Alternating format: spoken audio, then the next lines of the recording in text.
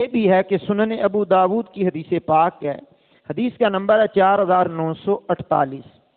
میرے کریم آقا کے صحابہ میں سے ہیں حضرت ابو دردہ رضی اللہ تعالی عنہ، بیان کرتے ہیں کہ حضور نبی کریم علیہ السلام نے فرمایا، قیامت کے دن تم اپنے اور اپنے آبا کے ناموں سے پکارے جاؤ گے، لہذا اپنے اچھے نام رکھا کرو، اپنے اچھے نام رکھا کرو۔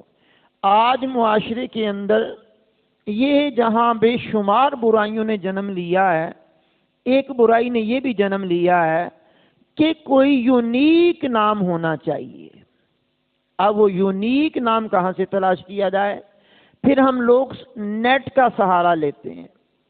اب نیٹ پہ کی سرچ، جو یونیک نام سامنے آ گیا اور جو انہوں نے معنی بیان کیا، چاہے کوئی ہندو لکھنے والا ہے، سکھ ہے، کافر ہے، مشرک ہے، بد مذہب، اینی ون کوئی بھی ہے، کہ کوئی اس کے دین کا پتہ کوئی نہیں ہے، معنی ٹھیک ہے نہیں ہے، آج موبائل کو سارا کچھ لوگوں نے سمجھ رکھا ہے، تو وہ نام اٹھا کر کے بچے کا رکھ دیا۔